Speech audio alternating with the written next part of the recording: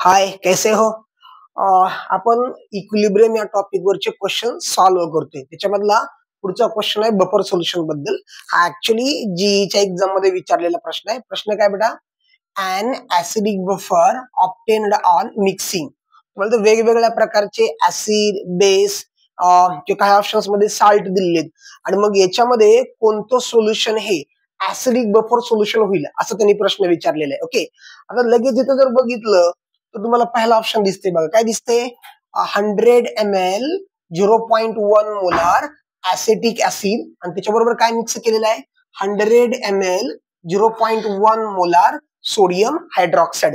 थोडस आपण एक ऍसिडिक बफर सोल्युशन बद्दल बोलूया की ऍसिडिक बफर सोल्युशन बनतं कसं, की आपल्याला माहिती त्याच्यासाठी काय पाहिजे? वीक ऍसिड पाहिजे. काय पाहिजे? Weak acid. आणि त्या वीक ऍसिड बरोबर त्याचा काय पाहिजे? त्याच वीक ऍसिडचा साल्ट पाहिजे. काय पाहिजे? Salt with strong base. पण तो साल्ट कशा बरोबर असला पाहिजे? स्ट्रॉंग बेस वरती असला पाहिजे. Okay okay. जर हे कॉम्बिनेशन असेल तर ते जे सोल्युशन असणार आहे ते कसलं काम करणार आहे? ऍसिडिक बफरचं काम करणार आहे. ओके, हे ऑलरेडी माहिती आहे आपल्याला. म्हणजे ऑप्शन दिलेत ना, how to identify the correct option. बघा, ऑप्शन ए काय सांगते? 100 ml 0.1 मोलार ऍसिटिक ऍसिड आणि 100 ml 0.1 मोलार सोडियम हायड्रॉक्साईड. जर ऑप्शन जर बघितला तर सरळ सरळ इथं दिसतं बेटा की ऑप्शन ए मध्ये हा ऍसिड आहे आणि हा काय आहे? बेस आहे. ऍसिड आणि बेसचं कॉम्बिनेशन हे कधीही बफर सोल्युशनचं काम करू शकत नाहीये. का नाही काय करू शकत? कारण का तर ऍसिडिक बफर सोल्युशनची कंडिशन काय? वीक ऍसिड असला पाहिजे आणि त्या वीक ऍसिड बरोबर काय पाहिजे? त्याचाच साल्ट. कशा बरोबर? स्ट्रॉंग बेस बरोबर. आता सिंपल आहे, जर समजा ऍसिड आणि बेस दोघांना जर आपण एकमेकांमध्ये मिक्स केलं तर सिंपल त्या ठिकाणी कोणती रिॲक्शन घडणार आहे? Neutralisation reaction. त्या ठिकाणी साल्ट अँड वॉटर फॉर्मेशन होणार आहे. Okay, so that option A हा कसाच बरोबर येऊ शकत नाही, बिकॉज दॅट सिंपल त्या ठिकाणी हे दोघं एकमेकांमध्ये ऍसिडिक ऍसिड आणि सोडियम हायड्रॉक्साईड एकमेकांमध्ये मिक्स केल्यानंतर सिंपल ऍसिड बेस टाइपची रिॲक्शन तिथं घडणार आहे. बाकी दुसरं तिथं काय होणार नाहीये. Okay, so that option A हा येणार नाही. देन ऑप्शन बी काय सांगते बेटा? 100 ml 0.1 molar hydrochloric acid and 200 ml 0.1 molar NaCl. आता जर तुम्ही इथं बघितलं तर HCl हा स्ट्रॉंग ऍसिड आहे. HCl हा स्ट्रॉंग ऍसिड आहे आणि NaCl हा साल्ट आहे. NaCl हा साल्ट आहे. आता इथे दोघही ज्यावेळेस तुम्ही मिक्स कराल, दोघांचे ऍक्वियस सोल्युशन असेल तर याच्यामधून कुठंच तुम्हाला वीक ऍसिड तयार होण्याचा चान्सच नाहीये. कुठे इथं कुठंच वीक ऍसिड बनण्याचा कुठं प्रश्नच येत नाहीये. किंवा जर सपोज H+Cl- NaCl यांचे आयन्स एकमेकांबरोबर इंटरॅक्ट झाल्यानं इथं कुठंच वीक ऍसिड तयार होण्याचा चान्स येणार नाहीये. सो दॅट ऑप्शन बी सुद्धा कोणत्याच अँगलनं बरोबर येऊ शकत नाहीये. ओके, देन पुढचा ऑप्शन आहे ऑप्शन सी. ऑप्शन सी मध्ये काय बेटा? 100 ml 0.1 molar acetic acid and 200 ml 0.1 molar sodium hydroxide. Okay, म्हणजे बघा आता इथं पण थोडक्यामध्ये फॉर 100 ml आहे. 100 ml CH3COOH. ओके, आणि त्यानंतर 200 ml 0.1 मोलार NaOH. दोघांचं जे कॉन्सन्ट्रेशन आहे ते कॉन्सन्ट्रेशन कसं आहे? सेमच आहे. बघा आता इथं पहिली रिॲक्शन कोणती घडेल या ठिकाणी? पहिल्या रिॲक्शन मध्ये त्यांच्यामध्ये डेफिनेटली रिॲक्शन होणार आहे की याच्यामध्ये जे 100 ml ऍसिटिक ऍसिड आहे, 100 ml acetic acid definitely 100 sodium hydroxide बरोबर कंबाईन होऊन जाईल. बघा नीट लक्ष द्या. 100 ml ऍसिटिक ऍसिड हे 100 ml सोडियम हायड्रॉक्साईड बरोबर रिॲक्शन करेल. त्या ठिकाणी न्यूट्रलायझेशनची रिॲक्शन घडेल. यातनं काय राहील पुन्हा की याच्यामध्ये बघा ऍक्च्युली हे 100 ml आहे आणि हे किती बेटा? 200 ml आहे. याच्यामधलं 100 ml या 100 ml बरोबर रिॲक्ट होईल, कारण दोघांचं जे कॉन्सन्ट्रेशन आहे ते दोघांचं कॉन्सन्ट्रेशन कसं आहे? सेम आहे. ओके, मग काय होणार पुन्हा? याच्यामधला जो 100 ml NaOH 100 ml NaOH हे त्या ठिकाणी शिल्लक राहील. आणि मग बफर सोल्युशन मध्ये कुठेही आपल्याला स्ट्रॉंग बेस किंवा इव्हन ऍसिडिक बफर सोल्युशन मध्ये तिथं बेसची गरजच नाही. तिथं बेस असायलाच नाही पाहिजे आपल्याला. तिथं पाहिजे ऍसिड, पण तोही कसा? वीक.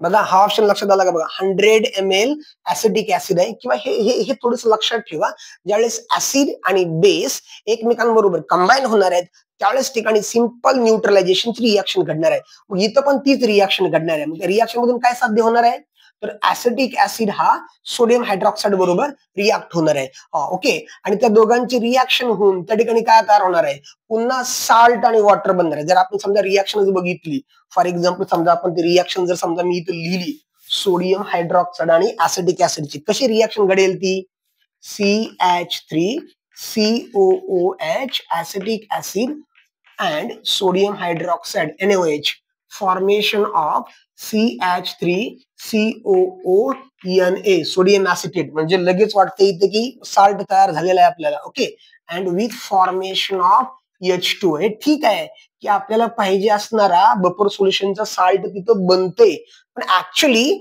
इथं गंमत काय की हे 200 ml आहे हे काय 200 ml आणि वाईल हे किती आहे 100 ml दोघांचं कॉन्सन्ट्रेशन सेम दिसतं इथं मग याच्यामध्ये हा जो सोडियम हायड्रॉक्साईड आहे तो रिॲक्शन करून याच्यापैकी 100 ml हा शिल्लक राहणार आहे त्या ठिकाणी लेफ्ट तो काय करणार त्या ठिकाणी शिल्लक राहणार मग सोडियम हायड्रॉक्साईडचं ऍसिडिक बफर सोल्युशन मध्ये काय काम आहे अजिबात काय रोल नाही त्याचा तिथं गरज नाहीये सोडियम हायड्रॉक्साईडची सो दॅट आणि इथं कुठं यांच्या रिॲक्शन मधून वीक ऍसिड इथं शिल्लकच राहत नाहीये कुठं ऍसिडिक ऍसिड हा पूर्णपणे रिॲक्ट होते शिल्लक कोण राहते सोडियम हायड्रॉक्साईड तर सोडियम हायड्रॉक्साईडला बफर सोल्युशन मध्ये याचा कुठंही यूज नाहीये सो दॅट ऑप्शन सी हा सुद्धा इथं बरोबर येणार नाही आता राहिला प्रश्न शेवटचा ऑप्शन डी डेफिनेटली आता सगळे ऑप्शन चेक केलेत कोणताच बरोबर आला नाही म्हणजे इनडायरेक्टली डी हा ऑप्शन बरोबर येणार आहे पण तो कसा बरोबर असणार आहे ते बघूयात आपण ओके बघा आता इथं दिलेलं आहे त्यांनी 100 ml आता बघा हा ऑप्शन बघितला की नाही तुम्ही 0.1 मोलार HCl हा बघितला की सगळे म्हणणार चला हा रॉंग ऑप्शन आहे हा येऊ शकत नाही कारण का तर बफर सोल्युशन बघताना आपण शिकलेलो आहे की त्या ठिकाणी वीक ऍसिड असायला पाहिजे आणि इथं डायरेक्टली कोण आलेला आहे स्ट्रॉन्ग ऍसिड आलाय पटकन लगेच म्हणणार चलो ऑप्शन डी नहीं आएगा क्यों नहीं आएगा क्योंकि यहाँ कौन है स्ट्रॉन्ग एसिड है तो आप पट से बोल दोगे और आप ज्यादातर स्टूडेंट्स क्या करेंगे इस ऑप्शन को राइट करेंगे कौन से वाले सी वाले क्योंकि वो सोचेंगे यार चलो इधर एसिडिक एसिड है और हो सकता है कि NaOH के साथ रिएक्शन बन के थोड़ा सा सोडियम एसिड भी उधर बन जाए असा तुम्ही जनरली विचार करणार आहे so that most of the विद्यार्थी सी ऑप्शनला करेक्ट करणार आहेत डी चा कोण विचारच करणार नाहीये का नाही विचार करणार कारण का तर तिथं कोण आहे स्ट्रॉंग आ गया कौन आ गया स्ट्रॉंग स्ट्रॉंग हायड्रोक्लोरिक ऍसिड आला त्याचा कोण विचारच करणार नाही बट ऍक्च्युली आपण जे बफर सोल्युशन आहे ते ह्या दोघांचे रिॲक्शन झाल्यानंतर तिथं काय बनते याच्यावर डिसाईड करणार आहे आपण की ते बफर सोल्युशन होऊ शकेल की नाही ओके सो बघा आता या ठिकाणी जर समजा आपण एक सिंपल रिॲक्शन बघितली सपोज दॅट हायड्रोक्लोरिक ऍसिड आहे HCl कडे कोणते आयन असणार आहेत बेटा HCl कडे H plus plus Cl minus ion असणार आहेत HCl किती घेतलेला आहे 100 ml आहे 100 ml आणि त्यानंतर दुसरा कोण आहे बेटा सोडियम ऍसिटेट आहे CH3COOH दोघांचे कॉन्सन्ट्रेशन कसं आहे सेमच आहे हा बघा लक्षात घ्या हा 200 ml आहे कोण आहे तो 200 ml sodium acetate sodium acetate बघा आता याच्यापासून कोणते आयन मिळणार आहेत सोडियम ऍसिटेट पासून formation of CH3COO minus plus Na plus हे सोडियम ऍसिटेट कडून मिळणारे आयन्स आहेत ज्यावेळेस HCl आणि सोडियम ऍसिटेटचे आयन्स एकमेकांबरोबर इंटरॅक्ट करतील त्यावेळेस काय होईल बेटा की हा जो H प्लस आहे हा H प्लस आणि हा ऍसिटेट आयन दोघं एकमेकांबरोबर कंबाईन होतील आणि त्यांच्यापासून काय बनेल बेटा CH3COOH की जो कोण असणार आहे वीक ऍसिड असणार आहे हा कोण असणार वीक ऍसिड ओके त्याचं पुन्हा फार जास्त डिसोसिएशन होणार नाहीये सपोज Na प्लस आणि Cl मायनस जर कंबाईन झालं तर त्याच्यापासून काय मिळणार आहे NaCl की ज्याचा आपण बफर सोल्युशन मध्ये त्याचा काही फारसा यूज नाहीये कुठंच ओके आता बघा राहिला प्रश्न कुठं how it is buffer solution HCl किती बेटा HCl हे 100 ml आहे आणि सोडियम ऍसिटेट हे किती आहे 200 ml आहे ज्या वेळेस ह्या दोघांमध्ये इंटरॅक्शन होणार आहे HCl मध्ये आणि सोडियम ऍसिटेट मध्ये 100 ml हायड्रोक्लोरिक ऍसिड आणि 100 ml सोडियम ऍसिटेटच कंबाईन होणार आहे थोडक्यामध्ये वाटलंच तर मी असं लिहितो इथं की याच्यापासून 100 ml काय बनणार आहे सोडियम ऍसिटेट बनणार आहे. सगळ्यात महत्वाची गोष्ट अशी आहे की आपल्याकडे जे सोडियम ऍसिटेट आहे ते सोडियम ऍसिटेट किती आहे, 200 ml आहे. त्याच्यातलं 100 ml सोडियम ऍसिटेट हे शिल्लक राहणार आहे. किती? 100 ml सोडियम ऍसिटेट हे शिल्लक राहणार आहे. तर झालं तर मग हायड्रोक्लोरिक ऍसिड आणि सोडियम ऍसिटेट यांच्या इंटरॅक्शन मधून काय बनतंय? ऍसिटिक ऍसिड बनतंय. काय बनतंय? Acetic acid. की ऍसिडिक बफर सोल्युशनच्या डेफिनेशन मध्ये सुरुवातीला आहे की काय पाहिजे त्याच्यामध्ये? वीक ऍसिड असला पाहिजे. आणि हा साल्ट कुठं बनतोय त्याचा? तर ऑलरेडी ते घेतानाच आपण 200 ml घेतलेला आहे. मग त्याच्यामधलं 100 ml काय होते? शिल्लक राहते. तर झालं तर मग हा सोडियम ऍसिटेट आणि ऍसिटिक ऍसिडचं त्या ठिकाणी मिक्सचर तयार होते आणि it is the best example of acidic buffer solution. Okay okay. पुढचा जो क्वेश्चन आहे तो ऍसिड बेस्ड टायट्रेशन वरती प्रॅक्टिकल बेस्ड क्वेश्चन आहे. Actually this question also was asked by the JEE exam. Okay बेटा बघा क्वेश्चन काय? 100 ml of 0.1 molar HCl is taken in a beaker and to it. म्हणजे suppose that initially आपण याच्यामध्ये काय घेतलेलं आहे? हायड्रोक्लोरिक ऍसिड आहे. याच्यामध्ये काय बेटा? हायड्रोक्लोरिक ऍसिड HCl घेतलेलं आहे. ओके, त्यांनी मेन्शन केलेलं आहे 0.1 मोलार 0.1 मोलार HCl घेतलेलं आहे. ओके, आणि ते काय म्हणते पुन्हा त्याच्यामध्ये to it 100 ml NaOH is added. त्याच्यामध्ये काय आपण ऍड करणार आहे? 100 ml NaOH. It is just like the acid base reaction in steps of 2 ml. म्हणजे ते ऍडिशन करताना NaOH आपण 2 ml अशी इन्स्टॉलमेंट ऍडिशन करणार आहे त्याच्यामध्ये. pH is continuously measured. Okay, which of the following graph correctly depict the change in pH? म्हणजे थोडक्यामध्ये काय करायचंय? हे ऍसिड बेस्ड टायट्रेशन आहे. तुम्ही सुरुवातीला त्याच्यामध्ये ऍसिड घेतलेला आहे आणि त्या ऍसिड मध्ये तुम्ही वरून बेस ऍड करणार आहे. मग ऍसिड मध्ये बेस ऍड केल्यानं पीएच मध्ये काय चेंज होईल आणि तो झालेला पीएच मधला जो चेंज आहे तो याच्यापैकी कोणत्या ग्राफिकल मेथडनं किंवा कोणता ग्राफ हा त्याला करेक्टली सांगणार आहे. ओके, प्रश्न लक्षात आला? बघा आता ग्राफ कडे जाऊयात किंवा सुरुवातीला सांगतो मी नेमकं ऍक्च्युअली तिथं ऍसिड बेस रिएक्शन मध्ये काय घडणार आहे किंवा काय असते ऍसिड बेस रिएक्शन. जर सपोज दॅट बघा त्यांनी इनिशियली काय दिलेलं आहे त्याच्यामध्ये त्यांनी EH प्लस आयन दिलेले आहेत किंवा ऍसिड घेतलेला आहे. आपण सुरुवातीला ऍसिड घेतलंय म्हणजे निश्चित सुरुवातीला त्या ठिकाणी EH प्लस आयन आहेत. काय असणार आहेत? EH प्लस आयन आहेत. ऍसिड आहे. 2-3 गोष्टी क्लिअर झाल्या पाहिजेत. हायड्रोक्लोरिक ऍसिड आहे किंवा त्याचं कॉन्सन्ट्रेशन दिलेलं आहे आपल्या डायरेक्टली 0.1 मोलार कॉन्सन्ट्रेशन आहे. 0.1 मोलार कॉन्सन्ट्रेशन म्हणजे आणि त्यात बरोबर स्ट्रॉंग ऍसिड पण आहे. मग त्याचा आपण पीएच लगेच कॅल्क्युलेट करू शकतो. 0.1 मोलार तुमची एवढी मॅच्युरिटी आलेली आहे. 0.1 मोलार HCl चा पीएच काय असणार आहे? स्ट्रॉंग ऍसिड आहे. जे ऍसिडचं कॉन्सन्ट्रेशन आहे तेच कशाचं कॉन्सन्ट्रेशन असणार आहे? EH plus ion. म्हणजे डायरेक्टली सांगता येईल इथं की पीएच इज इक्वल टू 1 आहे. लक्षात आलं का? पीएच इज इक्वल टू 1 म्हणजे काय आहे बेटा? की सुरुवातीला जे आपण हायड्रोक्लोरिक ऍसिड घेतलेला आहे त्याचा पीएच किती असणार आहे?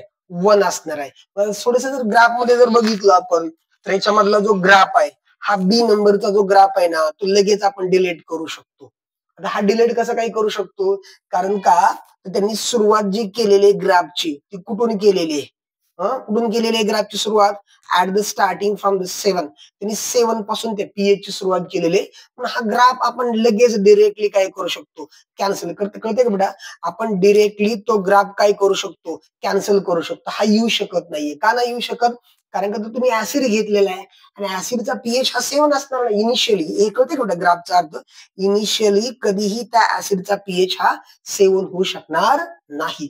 याच्यामुळे आपण हा ग्राफ लगेच डिलीट करू शकतो. त्याचबरोबर थोडस जर तुम्हाला लॉजिकली माहित असेल तर ग्राफ डी सुद्धा आपण एक प्रकारे डिलीट करू शकेल. जर थोडस लॉजिकली माहित असेल तर आपण ऍक्च्युअली बघूयात नेमकं याच्यामधला कोणतं. सी तर बी तर बिलकुल येणार नाहीये. का? तर ऍसिड आहे आणि ऍसिडचा पीएच हा किती आहे या ठिकाणी? 1 आहे आणि त्यांनी स्टार्टिंग किती कुठून केलेली आहे? 7 पासून केलेली. म्हणजे हा ग्राफ कसाच बरोबर येणार नाही. ओके, आता काय होईल नेमकं ज्यावेळेस ऍसिड आणि बेस रिएक्शन होणार आहे त्यावेळेस? बघा ह्या रिएक्शनच्या किंवा या प्रश्नानुसार सुरुवातीला त्यांनी बीकर मध्ये हायड्रोक्लोरिक ऍसिड घेतलेला आहे. हायड्रोक्लोरिक ऍसिड घेतलेला आहे आणि त्याचा जो पीएच आहे तो पीएच काय आहे? 1 आहे. ते कॅल्क्युलेशन करून आपण ते बघितलेलं आहे. नेमकं ज्यावेळेस तुम्ही वरून H प्लस आयन मध्ये ज्यावेळेस तुम्ही NaOH म्हणजे OH मायनस आयन ची ऍडिशन कराल त्यावेळेस काय होणार हो, हा वरून OH मायनस आयन आहे ना, तो OH मायनस आयन त्या सोल्युशन मध्ये प्रेझेंट असणारे जे H प्लस आयन आहे ना, ते H प्लस आयनला कंझ्युम करणार म्हणजे काय, त्याच्याबरोबर तो रिॲक्शन करणार, दोघांमध्ये रिॲक्शन होणार आणि त्यांच्यापासून काय बनणार, H2 वॉटर मॉलिक्यूल बनणार. काय बनणार, वॉटर मॉलिक्यूल. म्हणजे थोडक्यामध्ये वरून ज्यावेळेस तुम्ही बेस ऍड कराल त्यावेळेस तो त्या ऍसिड सोल्युशन मध्ये असणारे H प्लस आयन्स कमी करणार. तो कसे कमी करणार, तर बेस मध्ये असणारा OH मायनस आयन आणि ऍसिड मध्ये असणारा H प्लस आयन. तर काय करणार तो, त्याला खाऊन टाकणार. H प्लस आयन को ये खा जाएगा.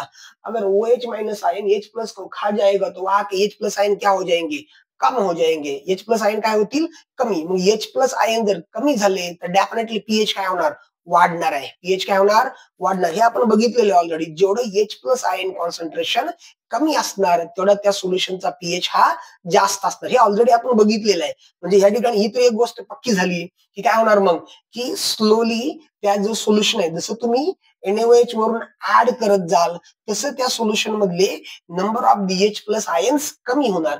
Number of the H plus ion कमी होणार म्हणजे डेफिनेटली त्या ठिकाणी पीएच काय होणार, वाढत वाढत जाणार. ओके, आता पीएच वाढत वाढत जाणार.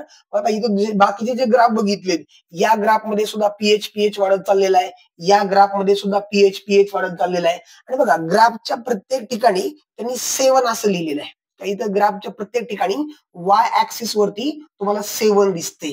आता 7 म्हणजे काय, आता हेही लक्षात ठेवा, 7 म्हणजे ऍसिड बेस रिॲक्शन मधला इक्विव्हॅलन्स पॉइंट आहे. कसला पॉइंट आहे, इक्विव्हॅलन्स. हा इक्विव्हॅलन्स पॉइंट म्हणजे काय आहे नेमकं, की ज्यावेळेस ऍसिड आणि बेस मध्ये रिॲक्शन घडते त्यावेळेस न्यूट्रलायझेशन रिॲक्शन घडते. कसली, न्यूट्रलायझेशन रिॲक्शन. म्हणजे काय, की सपोज इथं 100 ml, समजा 100 ml च्या ऐवजी मी असं म्हणेन की सपोज 100 H प्लस आयन आहेत, 100 H प्लस. आपण समजा असं म्हणूयात की 100 H प्लस आयन आहेत आणि नंतर काय म्हणते हो त्याच्यामध्ये 100 ml NaOH. मी असं म्हणतोय की त्यांनी 100 OH मायनस ऍड केले. काय केले, 100 OH मायनस ऍड केले. मग हे काय होईल हो, तर समजा 100 H प्लस आणि 100 OH मायनस जर एकमेकांबरोबर कंबाईन केले तर काय मिळेल यांच्यापासून, तर यांच्यापासून 100 H2O मिळतील. काय मिळतील, 100 H2O मिळतील. किंवा त्या सोल्युशन मध्ये असणारे सगळेच्या सगळे 100 H प्लस आयन हे OH मायनस आयन त्यांना काय करून टाकेल,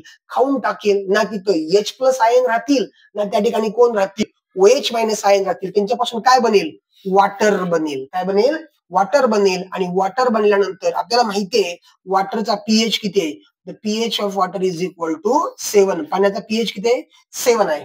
आणि मग ज्यावेळेस त्या सोल्युशनचा पीएच हा 7 बनेल तर त्या करस्पॉन्डिंग पॉइंटला त्यांनी काय म्हणलेलं आहे, इक्विव्हॅलन्स पॉइंट आहे. काय आहे तो, इक्विव्हॅलन्स पॉइंट. हा मुद्दा क्लिअर झाला. तर मग आता प्रत्येक ठिकाणी तुम्हाला, म्हणून तर त्यांनी या ठिकाणी प्रत्येक ठिकाणी काय दाखवलेलं आहे, 7 आहे. या ठिकाणी 7 आहे, आता या ठिकाणी 7 आहे. मुद्दा क्लिअर. मग आता याच्यापैकी कोणता ग्राफ बरोबर, तर बघा आता जनरली काय होणार, सपोज दॅट त्यांनी शब्द वापरला इकडे कंटिन्युअसली. काय शब्द वापरलाय, कंटिन्युअसली. म्हणजे 100 ml नंतर पुन्हा आपण त्याच्यामध्ये काय ऍडिशन करायची, NaOH. बघा लक्ष द्या, बघा काय चाललंय. हे 100 H प्लस आयन जे घेतलेले आहेत सुरुवातीला ते 100 ml NaOH ची ऍडिशन केल्यानंतर ते सगळेच्या सगळे न्यूट्रल होतील.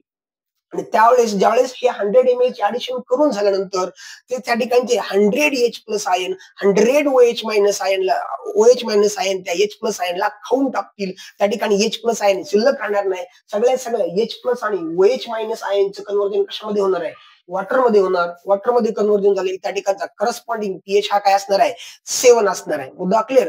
आता ते पुन्हा अजून काय म्हणते, कंटिन्युअसली. कंटिन्युअसली म्हणजे काय, की ते म्हणते आफ्टर दॅट ते न्यूट्रल झाल्यानंतर पुन्हा NaOH जर ऍड केलं तर डेफिनेटली काय होणार हो, डेफिनेटली पुन्हा आपण माहितीये आता H प्लस संपले, ज्यावेळेस तुम्ही वरून OH मायनस आयन ऍड कराल त्यावेळेस तिथून पुढं कुठून, हे 100 ml ऍडिशन झाल्यानंतर पुढून तिथून पुढं H प्लस आयन संपल्यानंतर, H प्लस आयन संपल्यानंतर तुम्ही वरून जे OH मायनस आयन ऍड कराल तो तसाच्या तसाच राहील नाही, याला काहीच होणार नाही. कारण का तर H प्लस आयन सगळे संपलेले आहेत.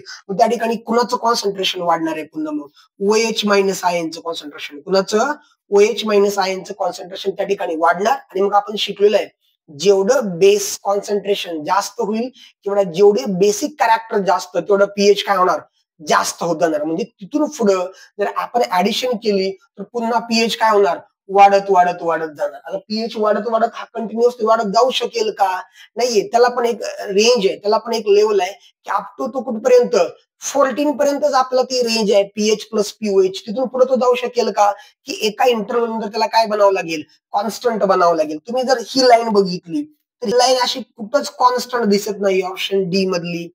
सो दॅट हा पण ऑप्शन येऊ शकणार नाहीये. कारण का तर पीएच आणि पीओएच एक लिमिटेड रेंज आहे. त्या लिमिटेड रेंज मध्ये ते असतील किंवा ते असणार आहेत त्या रेंज मध्ये. तर या ग्राफ मध्ये ते कुठंच लिमिटेड रेंज मध्ये दिसत नाही. आफ्टर इक्वलन्स पॉईंट पण त्याच्यामध्ये याचा अर्थ आहे कंटिन्युअसली ते वाढतच जाणार आहे पीएच. असं होणार आहे का? अजिबात नाही. पीएच बियॉन्ड 14च्या पुढे वाढत जाणार नाहीये. मग आता ह्या दोन ऑप्शन मध्ये ए आणि सी ऑप्शन मध्ये दोन्ही ठिकाणी आफ्टर 7 पीएच हा एका ठिकाणी कॉन्स्टंटशी दाखवते त्या ठिकाणी. ओके, मग आता याच्यामधला ऑप्शन कोणता बरोबर? तर तुम्ही ऑप्शन ए बघितला तर ऑप्शन ए मध्ये काय दिसतं बेटा की लगेच 7 पीएच नंतर लगेच तो काय झालेला दिसतोय कॉन्स्टंट झालेला दिसतोय. तर पीएच हा तिथे लगेच कॉन्स्टंट होणार नाहीये. का नाही होणार कॉन्स्टंट? कारण तर कंटिन्युअसली म्हणजे पुढे आपण त्याच्यामध्ये कशाची ऍडिशन करणार आहे NaOH ची ऍडिशन करणार आहे म्हणजे बेसची ऍडिशन करणार आहे. बेसची ऍडिशन केल्यावरती तो पीएच काय होत जाणार आहे वाढत जाणार आहे. म्हणून जर ऑप्शन सी मध्ये जर तुम्ही बघितलं तर इथे इक्विव्हॅलन्स पॉईंट की या पॉइंटला जेवढे H प्लस आयन आहेत तेवढे H प्लस आयन हा OH मायनस आयन त्याला काय करणार आहे न्यूट्रलाइज. हे आयन संपणार आहेत आणि तिथून पुन्हा पुढं जर तुम्ही OH मायनस ऍड केले तर पीएच काय होणार वाढत वाढत वाढत जाणार आणि ते एका सर्टन स्टेज नंतर नंतर तो काय बनणार आहे त्या ठिकाणी कॉन्स्टंट बनणार आहे. म्हणून option C is the correct answer. Okay, आता हे लक्षात ठेवायला पाहिजे. समजा हाच प्रश्न जर अपोजिट विचारला घेताना जर समजा तुम्ही बीकर मध्ये H प्लस आयन घेण्याच्या ऐवजी OH मायनस आयन घेतले किंवा सोडियम हायड्रॉक्साईड घेताना घेतला असेल बीकर मध्ये. बघा इथे प्रश्न कळला का? प्रश्नामध्ये काय बीकर मध्ये किंवा सुरुवातीला आपण घेतले काय H प्लस आणि H प्लस मध्ये काय टाकतोय आपण OH मायनस आयन टाकतोय. घेताना H प्लस घेतले ना म्हणजे ऍसिड घेतलाय. ऍसिड घेतलाय म्हणजे पीएच कमी असणार आहे. जर समजा ते उलट केलं आपण तर समजा घेताना तुम्ही कोण घेतला असेल बेस घेतला असेल. बेस म्हणजे काय हायर पीएच असणार आहे. काय असणार हायर पीएच म्हणजे ग्राफची सुरुवात थोडक्यात ना आपण आता इथून म्हणणार नाहीये 7 पासून सुरुवात बिलकुल होणार नाहीये.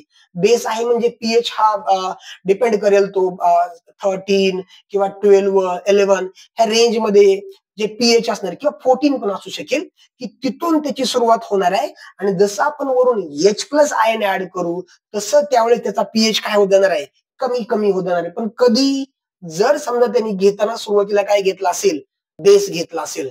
लक्षात आलं?